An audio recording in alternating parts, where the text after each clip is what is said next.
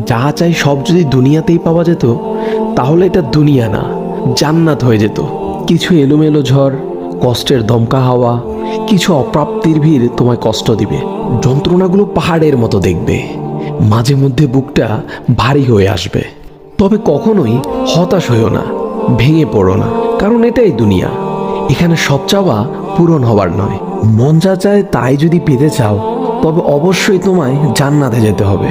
সেখানে তোমায় আর কোনো কষ্টই ছুতে পারবে না। এই যে ছোটোখাটো কষ্টগুলো তোমায় আঘাত করে, এগুলো মূলত তোমায় জান্নাতের নিকটবর্তী করে এবং আল্লাহর সন্তুষ্টির দিকে দ্রুত গতিতে নিয়ে যায়। আর এখানে সুখ দুঃখ কোনোটিই স্থায়ী নয়। এখানকার সব কিছুই সাময়িক, আর আখেরাত হলো চিরস্থায়ী। সেখানকার সুখ দুঃখ চিরস্থায়ী। ক্ষণস্থায়ী কষ্টগুলোর ব্যাপারে অত চিন্তা করে কি লাভ? আল্লাহ সুবহানাহু ওয়া তাআলা বলেন, জান্নাতে তোমাদের জন্য তোমাদের মন যা চাই তাই আছে। তোমরা যে জিনিসের আকাঙ্ক্ষা করো তোমাদের জন্য সেখানে তাই আছে। সূরা ফুসসিলাত আয়াত নাম্বার 31। তাই স্বপ্নগুলো আখিরাতের জন্য বাঁচিয়ে রাখো। হতাশ হয়ে নিজেই নিজের উপর জুলুম করো না।